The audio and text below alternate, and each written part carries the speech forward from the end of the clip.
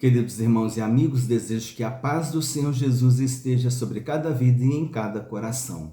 Vamos hoje estudar a lição 8, que vai ser ministrada amanhã, dia 26 de maio de 2024, a lição 8 da Revista dos Adultos. Esta é a Revista dos Adultos, a lição 8, que tem como título Confessando e Abandonando o Pecado. Texto áureo: o que encobre as suas transgressões nunca prosperará, mas o que as confessa e deixa alcançará misericórdia. Provérbios capítulo 28, versículo 13. Verdade prática: para desfrutar um caminho de restauração e reconciliação com Deus, precisamos confessar o pecado e abandoná-lo de uma vez por todas. Leitura diária, os seguintes temas. Na segunda, confessando as nossas transgressões ao Senhor. Na terça, reconhecendo a nossa natureza pecaminosa diante de Deus. Na quarta, o pecado de nossos primeiros pais, Adão e Eva. Na quinta, o pecado do rei Davi, o ungido do Senhor. Na sexta, em primeiro lugar, nos dirigimos a Deus para o perdão dos pecados. No sábado, Deus investiu homens para o ministério da reconciliação. Me chamou a atenção esse tema da sexta-feira. Em primeiro lugar, nos dirigimos a Deus para o perdão dos pecados. A referência bíblica é Mateus capítulo 6, versículo 12. E aqui eu coloquei no esboço de uma mensagem como nós devemos orar a Deus. E é interessante que eu coloquei: devemos entrar na presença de Deus primeiro pedindo perdão. E foi exatamente o que está aqui na lição. Então, quando nós vamos orar, a primeira coisa que a gente deve fazer é pedir perdão dos nossos pecados, clamar pelo sangue de Jesus, a gente fazer o nosso concerto com Deus, colocar as nossas vidas na presença de Deus. E depois disso a gente vai orar, louvar, adorar a Deus, engrandecê-lo. Aí depois nós vamos fazer os nossos pedidos, as nossas intercessões. E depois a gente vai agradecer, demonstrar a nossa gratidão. Então seria mais ou menos essa sequência.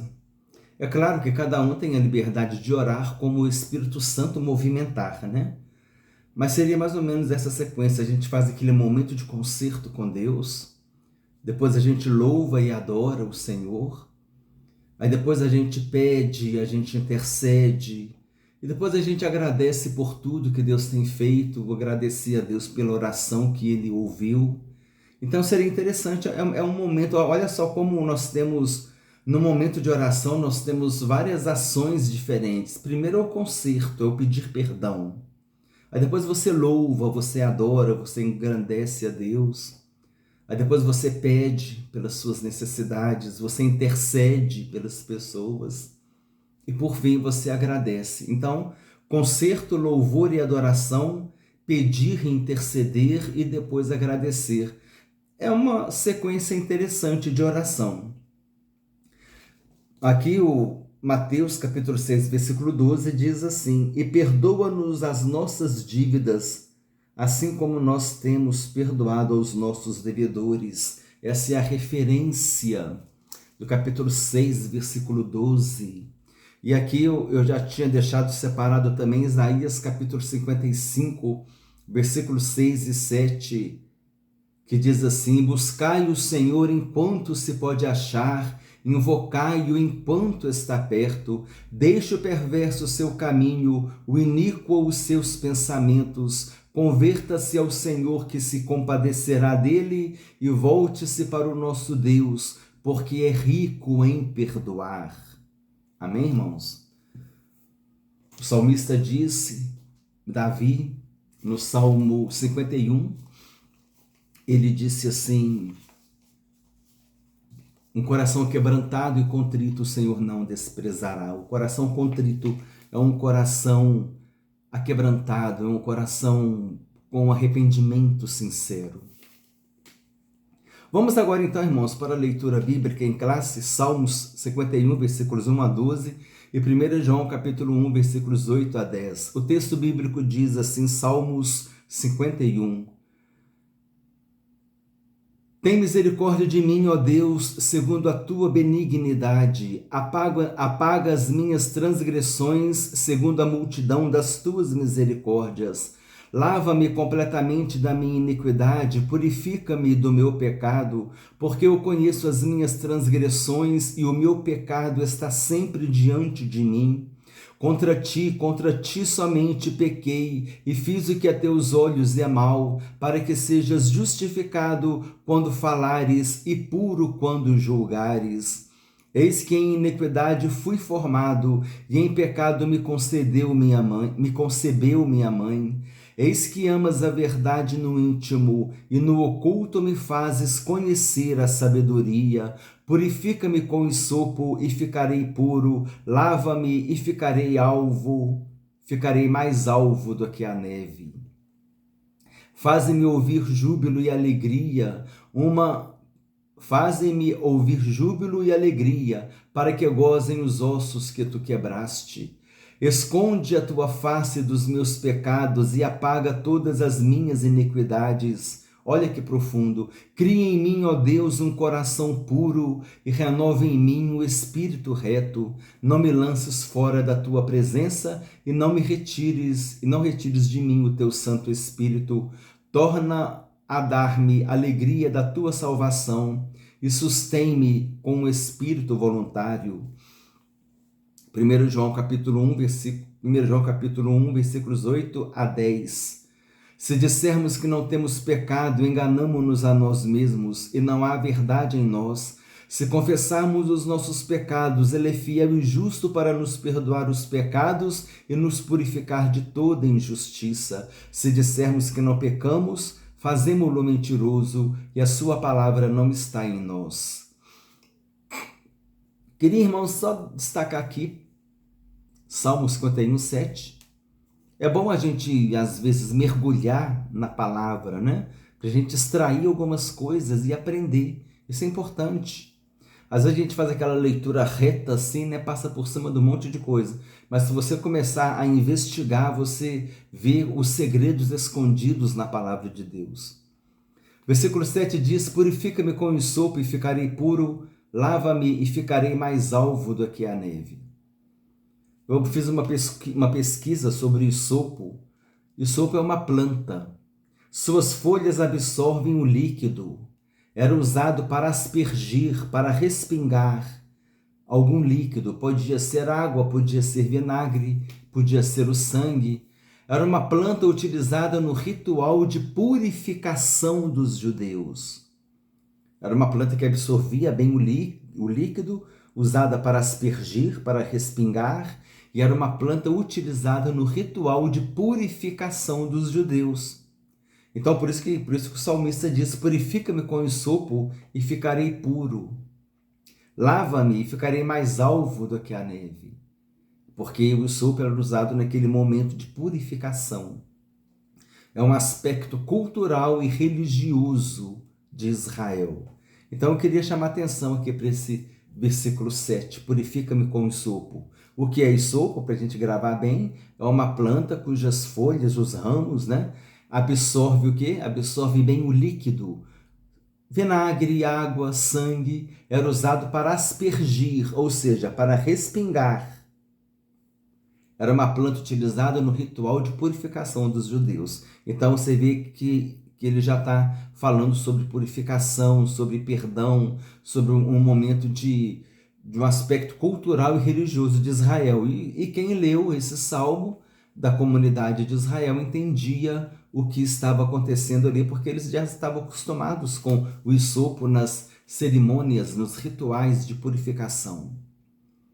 E outra coisa que eu queria chamar a atenção aqui, não me lances fora da tua presença e não retires de mim o teu espírito, no versículo 11.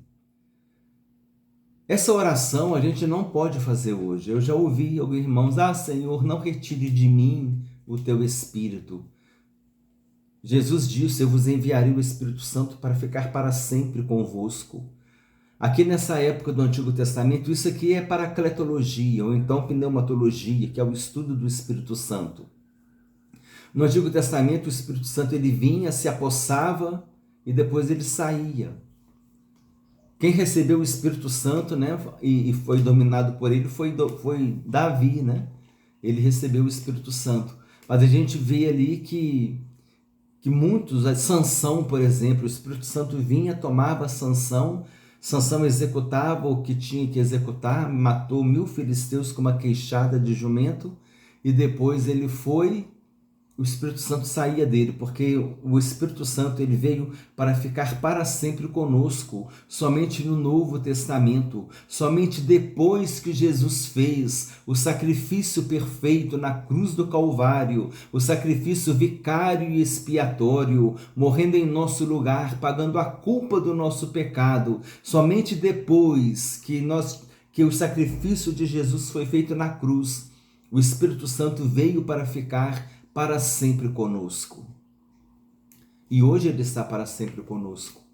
Paulo diz: não apagueis o Espírito, quer dizer, não sufoca o Espírito vivendo uma vida fora dos padrões de Deus, mas o Espírito Santo ele não vai sair de você. Hoje Deus não vai fazer, eu vou tirar o meu Espírito de você, hoje Deus não vai fazer isso, né?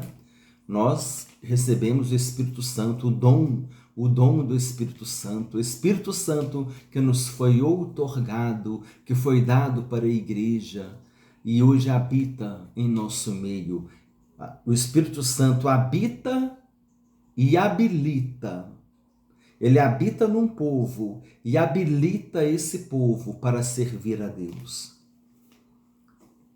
Um comentário aqui, introdução. Então não podemos fazer mais essa oração hoje. Ah, Senhor, não me tira o teu Espírito. Não tem nada disso. O Espírito Santo, Deus não vai tirar o Espírito Santo de ninguém. Amém? Da pessoa convertida de verdade, Deus não vai tirar o Espírito Santo. Mas também você não pode apagar o Espírito Santo. Você não pode entristecer o Espírito Santo. Esse não pode no sentido de proibição mesmo, não pode, não deve fazer isso, né? Devemos alegrar a presença de Deus em nossas vidas. Alegrar a Deus e nos alegrar de Deus. Introdução. Todo cristão em sua jornada vai ter que lidar em algum momento com o pecado. Isso se deve à natureza humana que herdamos de Adão e Eva. No entanto, não temos mais prazer no pecado, ou seja, não pecamos de modo deliberado. Errar o alvo para o cristão é um triste acidente de percurso. Quando pecamos, a atitude correta é o arrependimento, a confissão do pecado a Deus e o abandono da transgressão. Não podemos também nos esquecer de que o pecado confessado e abandonado é perdoado por Deus. O inimigo sempre vai tentar nos acusar dos erros que cometemos, mas precisamos lembrar que o sangue de Jesus Cristo nos purifica de todo pecado. Quem tentará acusação contra os eleitos de Deus? É Deus quem os justifica. Agora, pois, nenhuma condenação há para quem está em Cristo Jesus.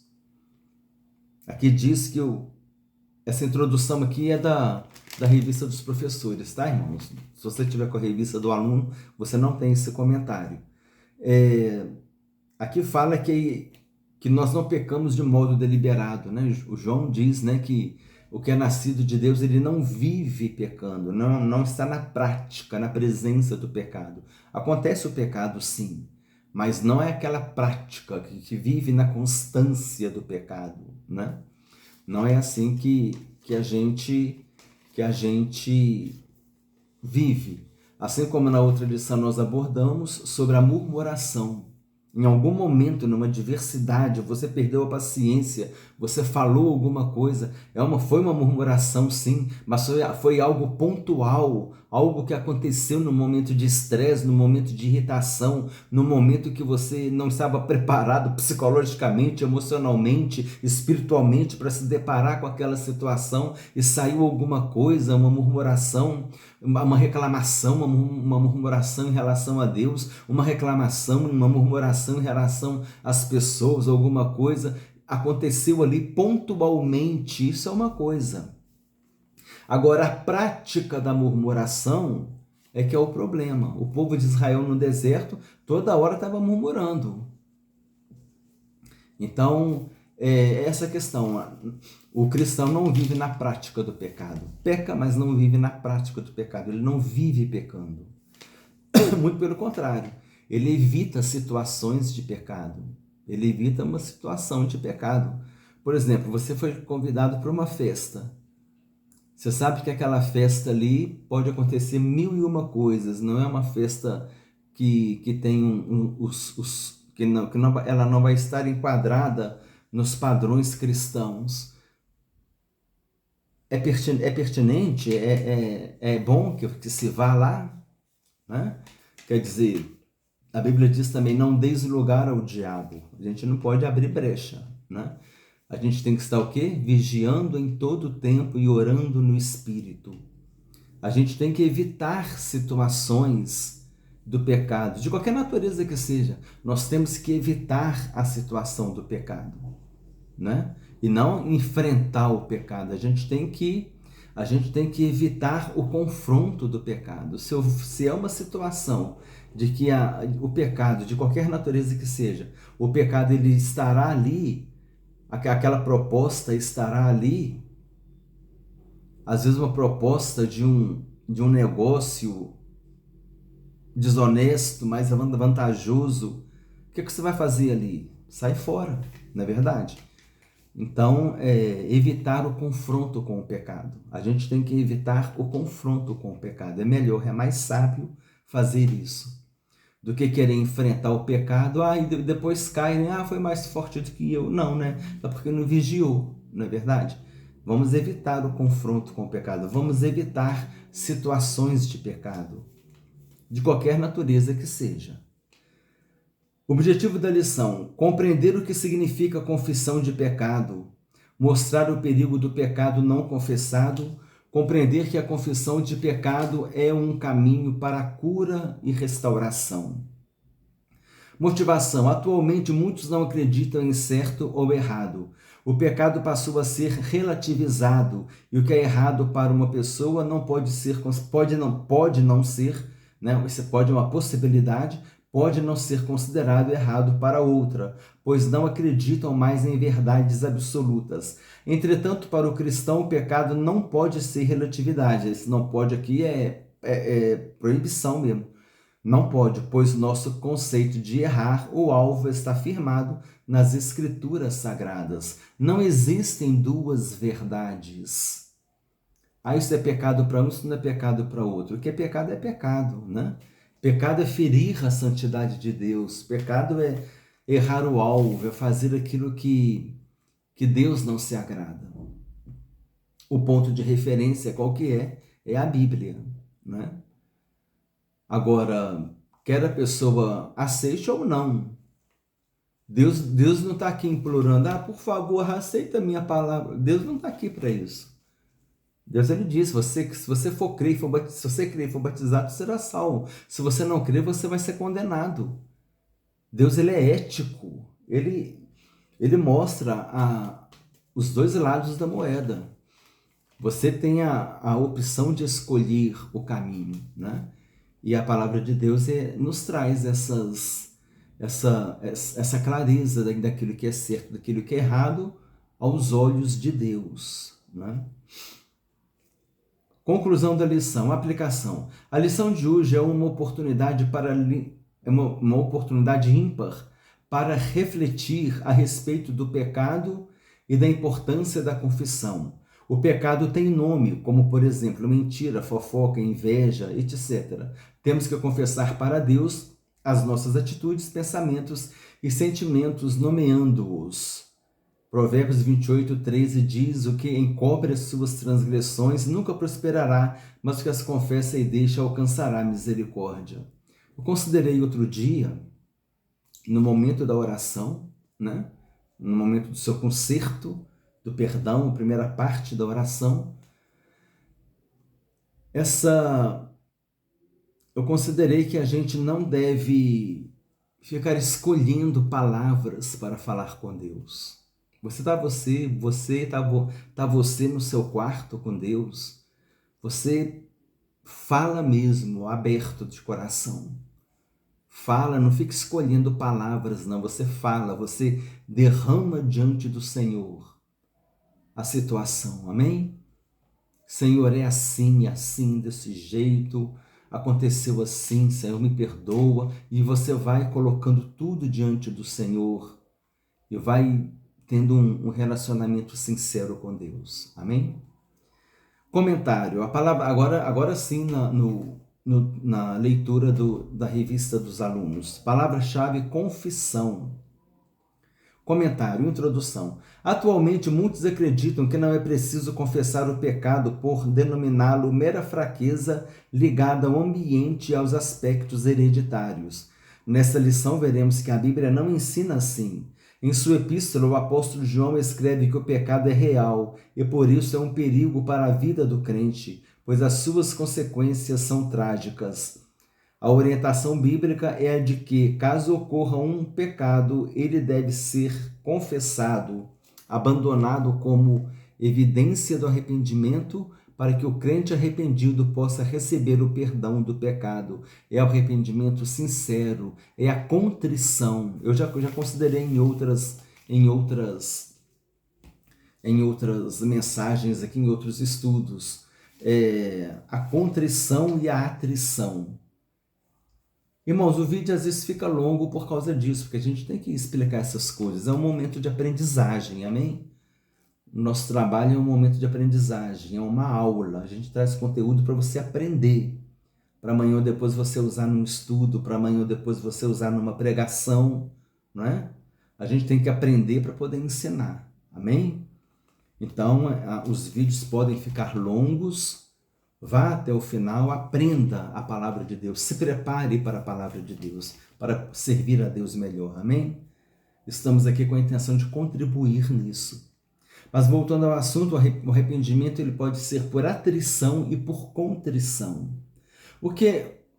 O arrependimento por atrição é aquele arrependimento que não é sincero. O arrependimento nem sempre ele vem com choro. Pode haver um arrependimento que não tem choro. Arrependimento é mudança de atitude. Então você fazia e não faz mais. Pronto, acabou. Encerrou o assunto. Tomou uma atitude. Senhor Deus, eu fazia, não vou fazer mais. Você se arrependeu, você mudou a sua atitude. Agora, o arrependimento por atrição, você lembra do atrito. O que é o atrito? O atrito é algo superficial. Então, aquele arrependimento por atrição é algo superficial. O atrito é uma superfície raspando na outra, né? Dependendo da natureza do material, vai dar até faísca, né? Então, fica quente, não é verdade? Fica aquecido ali por causa da movimentação das moléculas, né? Aí, o que acontece? Essa atrição é aquele arrependimento superficial, é igual ao atrito.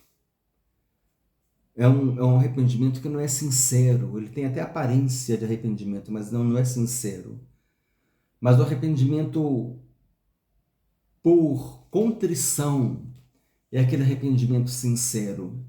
Como eu disse no início, o salmista diz: um coração quebrantado e contrito, o Senhor não desprezará. Esse arrependimento por contrição é o exemplo que a gente fala, né, do grão de milho que é moído para fazer o fubá, né, a canjiquinha, né, o pó de café que é moído, há uma contrição ali, há uma destruição daquele momento, daquele grão ali, e ele muda até de natureza, porque agora ele está todo misturado com outro grão, ele foi moído, ele foi transformado, e é isso que o arrependimento sincero traz, ele traz uma transformação. Então eu estou contrito diante de Deus, eu estou moído diante de Deus, falando: Senhor, eu vou mudar diante de Ti, eu vou ter uma vida fazendo o que é correto diante do Senhor, eu vou me esforçar para andar na Tua presença. Então esse é o arrependimento por contrição, é o arrependimento profundo e sincero, um coração quebrantado e contrito, o Senhor não desprezará. Esse contrito, você lembra, um coração arrependido com sinceridade. Está lá no Salmo 51 também.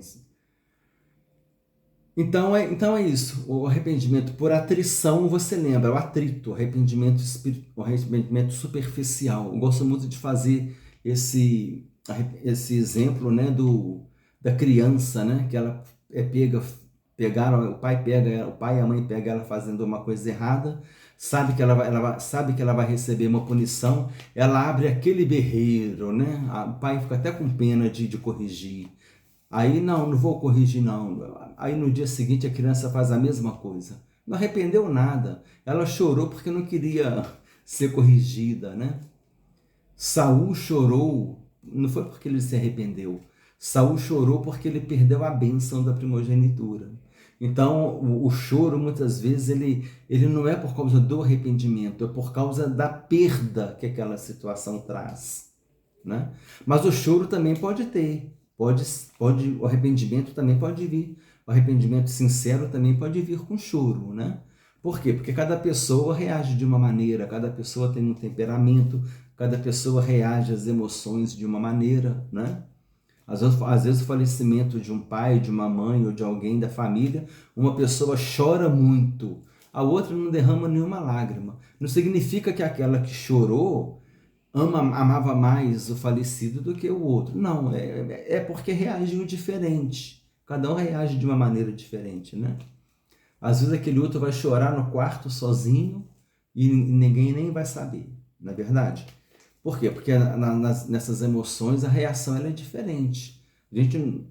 Todo mundo não tem que chorar na hora do arrependimento, porque arrependimento é mudança de atitude. Amém? E tem uma confissão do pecado, definição. O verbo confessar da palavra hebraica yadá aparece como jogar, atirar, lançar.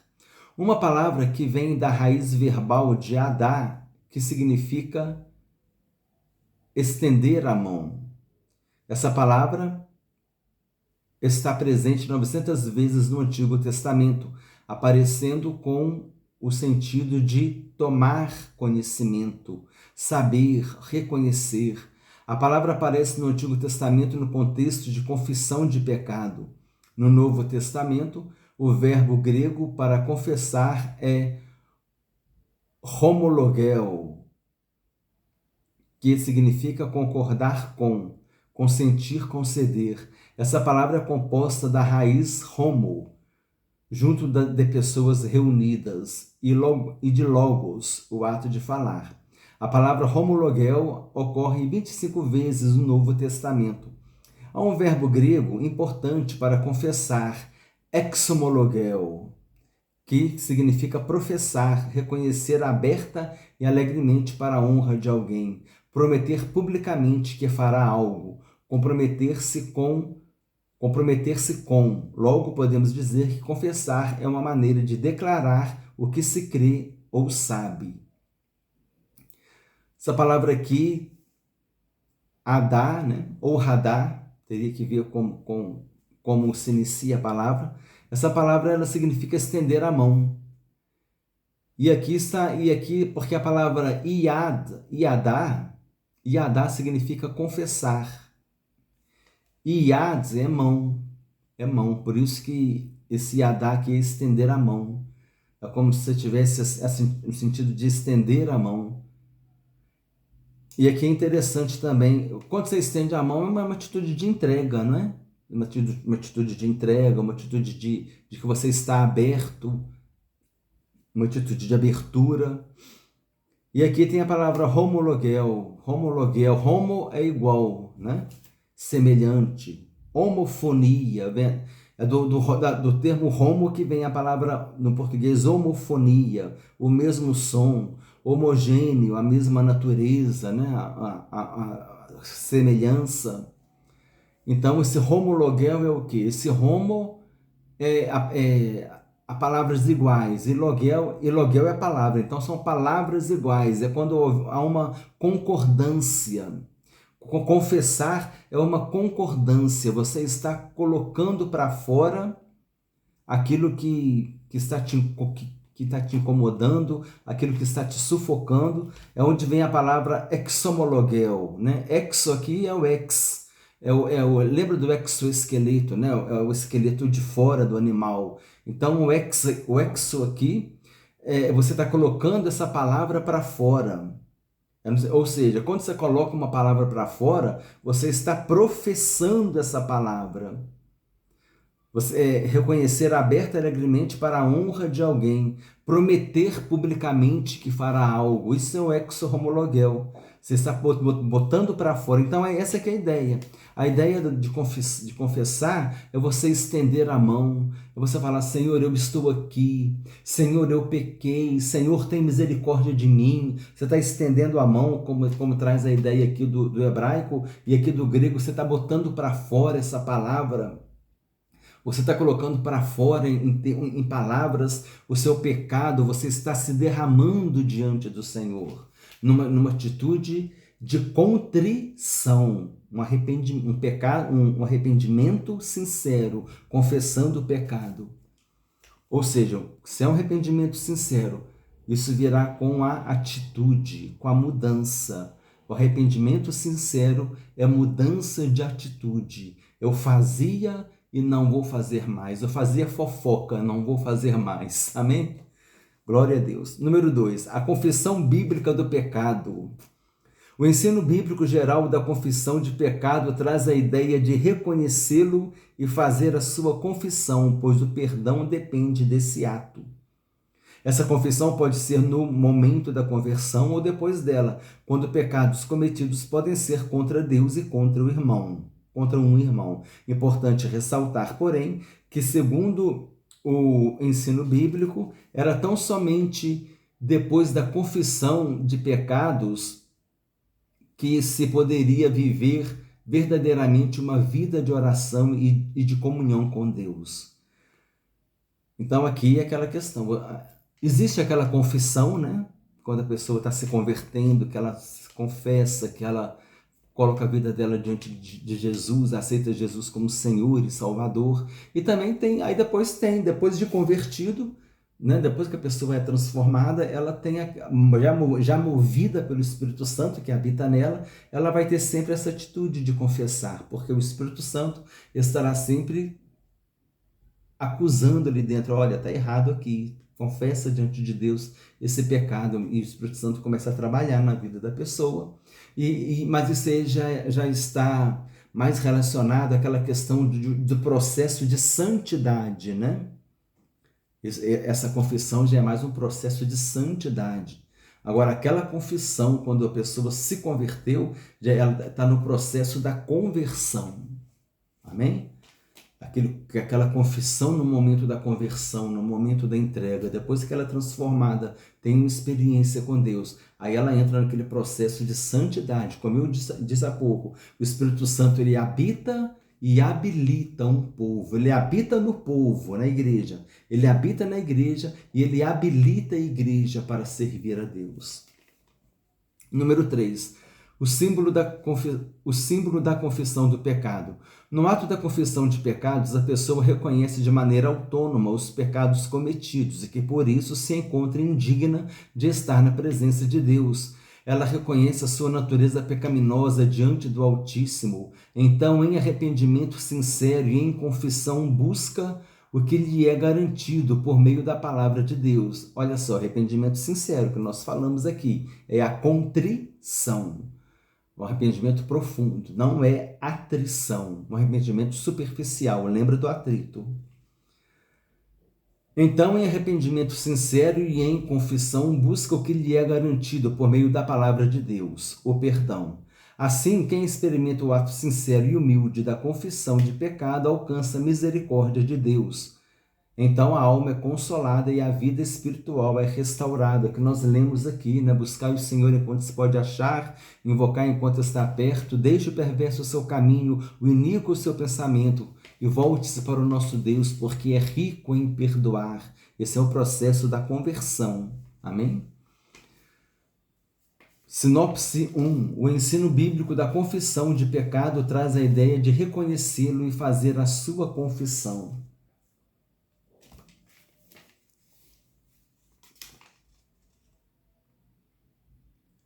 O Salmo 51 é um salmo de confissão que é atribuído a Davi,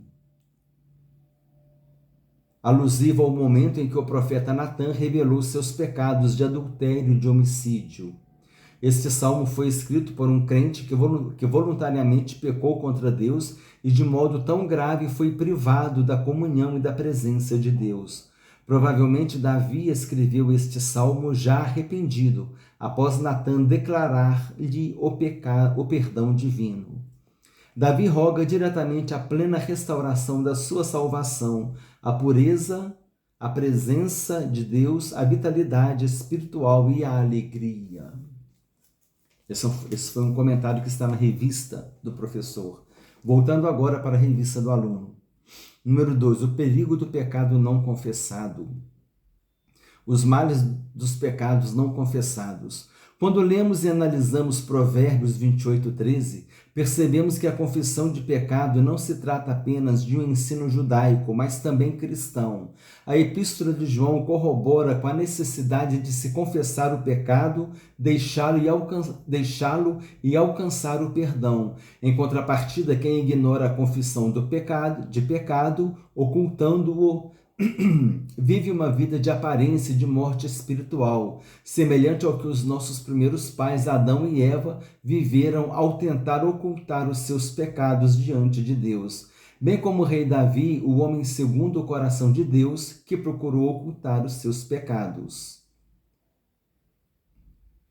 Então aqui nós dizemos aqui, que quem ignora a confissão do pecado, ocultando, vive uma vida de aparência e morte espiritual, semelhante ao que os nossos primeiros pais, Adão e Eva, viveram ao tentar ocultar seus pecados diante de Deus. Gênesis 3:8.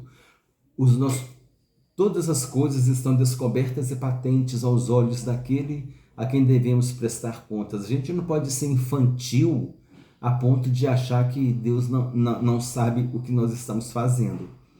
É melhor andarmos em sinceridade, confessar os nossos pecados, nossas falhas e as nossas necessidades e as nossas dificuldades e as nossas fraquezas, pedindo a Deus sempre a sua ajuda. Bem como o rei Davi, assim como Adão e Eva, o rei Davi, um homem segundo o coração de Deus, procurou ocultar do Senhor os seus pecados. Segundo Samuel, capítulo 11, e capítulo 12 também, não é? Segundo Samuel, capítulo 11, versículo 12, fala sobre essa questão aqui de essa conversa de Natan com Davi. Número 2, as consequências do pecado de Adão e Eva. A realidade bíblica do pecado pode ser vista no primeiro casal, Adão e Eva, quando pecou e por isso recebeu sentenças devidas. Além disso, nossos primeiros pais perderam o direito de viver no ambiente mais perfeito e belo que Deus criou. Por isso, na vida de Adão e Eva, há consequências trágicas do pecado, tais como a alteração da condição física de ambos, a transição da natureza imortal para a mortal, diversas tensões no gênero humano e na natureza humana. Assim, sabemos que as consequências do pecado de nossos primeiros pais não se limitaram a eles, mas perpassaram a todo o gênero humano e natural. Os animais também, né? Tudo foi alcançou a todos, né? Romanos capítulo 5, versículos 12 a 14. Número 3.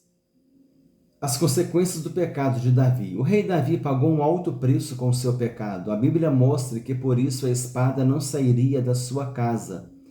Os capítulos 11 e 12 de 2 Samuel revelam o conflito e o senso de culpa que marcavam a vida de um homem que, por certo tempo, ocultou seu pecado, trazendo-lhe enfermidades morais e aflição que o levavam a gemidos. O Salmo 32 mostra que, por se manter em silêncio, não confessando o seu pecado, Davi enfraqueceu cada vez mais, perdendo vigor espiritual. Já o Salmo 51 mostra a confissão de pecado do rei, reconhecendo todos os seus erros, a fim de que eles fossem perdoados e o salmista purificado.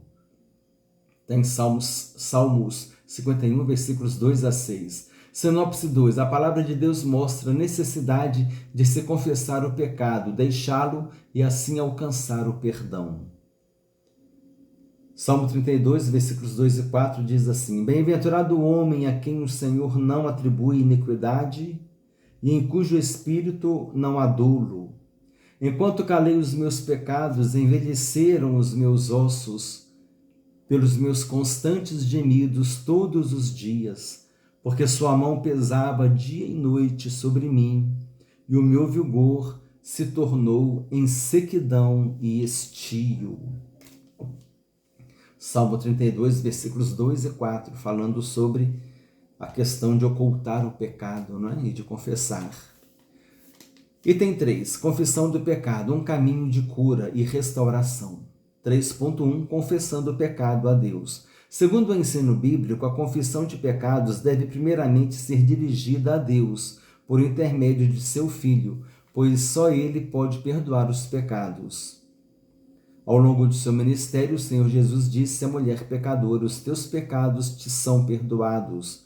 Na oração do Pai Nosso, o Senhor Jesus ensinou: Pai, perdoa-nos as nossas dívidas, assim como nós perdoamos aos nossos devedores. Em 1 João capítulo 1, lemos que os nossos pecados devem ser confessados a Cristo. 1 João capítulo 1, versículo 7 a 9. Dessa forma, perdoar pecado é uma prerrogativa de Deus Pai, por intermédio do Senhor Jesus, mediante a sua obra no Calvário. Amém? Vamos fazer a primeira parte da oração, lembra? Vamos confessar, orar a Deus. Senhor, eu te confesso, te peço perdão em nome de Jesus. Amém? Irmãos, eu queria só fazer um comentáriozinho aqui rápido. Eu já expliquei isso outras vezes. Igual está aqui, ó. Eu li aqui, 2 Samuel. Por que eu li 2 Samuel? O numeral está no masculino. Por quê? É lá no Antigo Testamento. 1 Samuel, 2 Samuel. 1 Reis, 2 Reis. 1 Crônicas, 2 Crônicas. Por quê? Porque está implícita a palavra livro. Primeiro livro de Samuel, primeiro livro de Reis, primeiro livro de Crônicas. Segundo livro de Samuel, segundo livro de Reis, segundo livro de Crônicas. Então eu posso falar primeiro Reis ou primeiro livro de Reis. Não tem esse negócio, segundas de Crônicas, primeira de Reis, não existe isso não.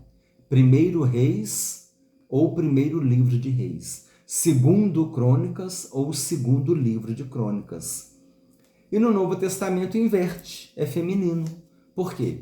Porque está implícita a palavra carta ou epístola. Primeira carta de Paulo aos Coríntios, primeira aos Coríntios, 1 João, 2 João, 3 João, 1 Pedro, primeira epístola de Pedro, segunda epístola de Pedro, segunda carta de Pedro. Aí o numeral está no feminino.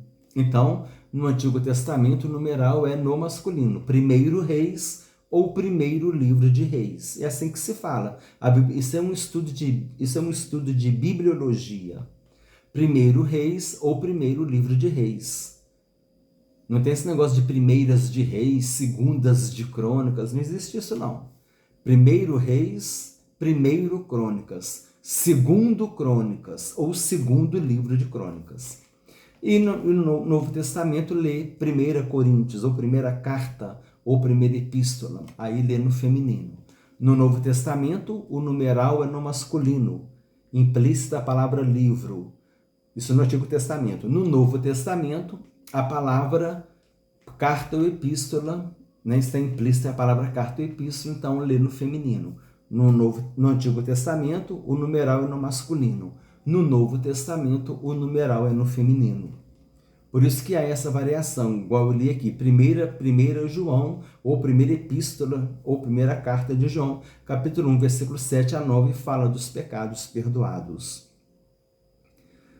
Número 2, alcançando cura e restauração. O texto áureo da presente lição nos lembra que ocultar o pecado é decidir por trilhar uma jornada de sofrimento espiritual e emocional.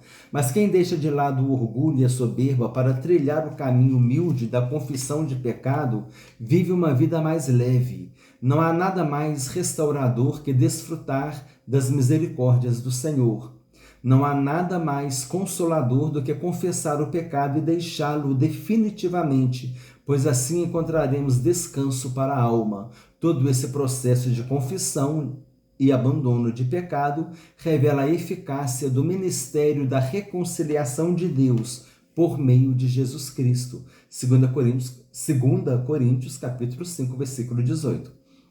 Quem faz assim encontra o caminho de cura e restauração, conforme lemos nas palavras do salmista. Enquanto eu me calei, envelheceram os meus ossos pelo meu bramido em todo dia. Confessei-te o meu pecado e a minha maldade não encobri. Dizia eu, confessarei ao Senhor as minhas transgressões, e tu perdoaste a maldade do meu pecado.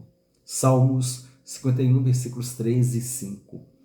Sinopse 3. A confissão de pecado é o único caminho para a cura e a restauração do corpo, alma e espírito.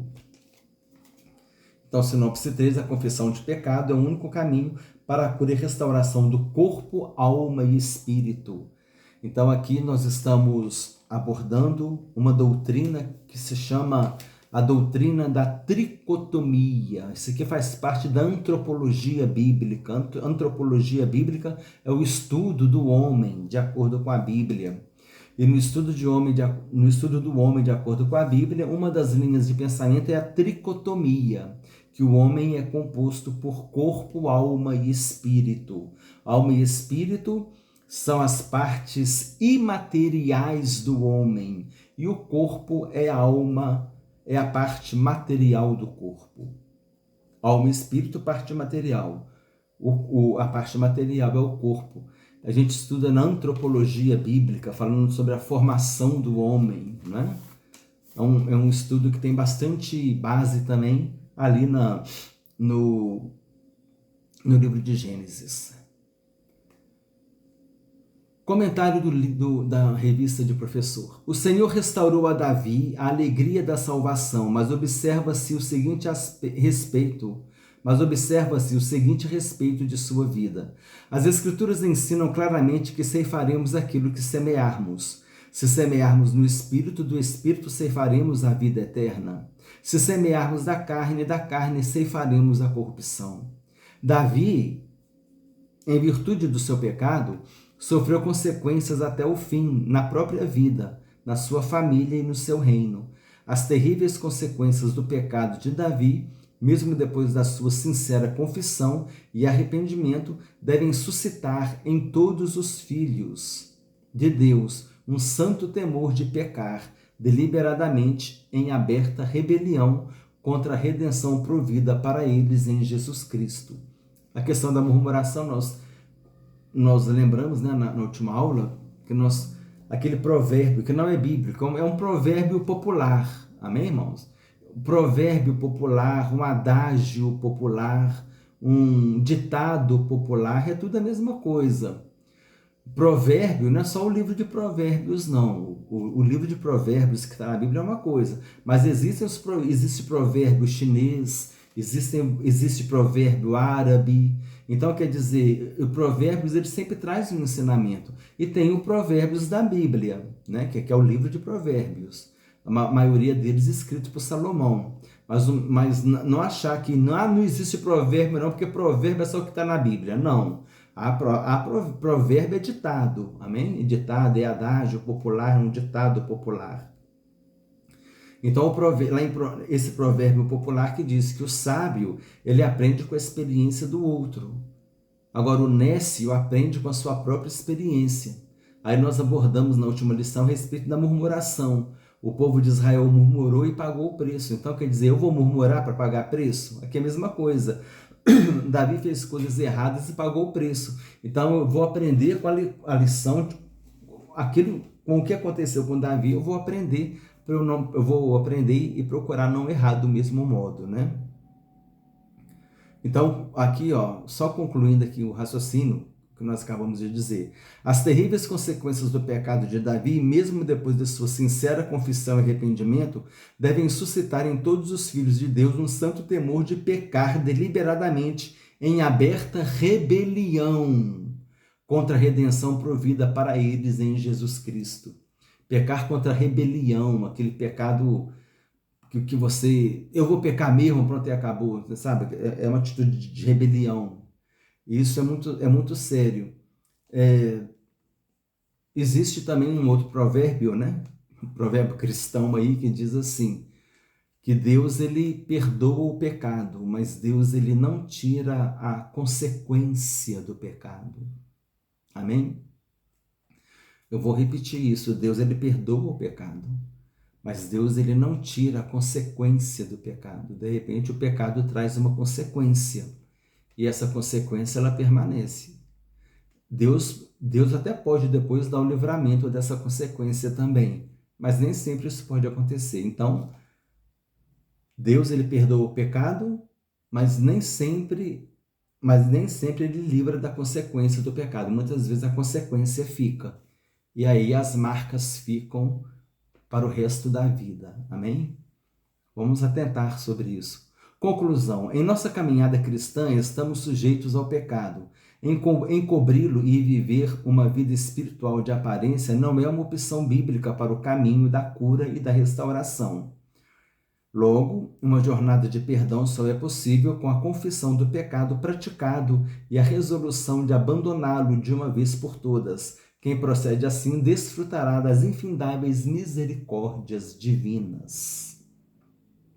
Revisando o conteúdo, 5 perguntas e respostas. Número 1. Qual ideia o ensino geral da Bíblia traz a respeito da confissão de pecado?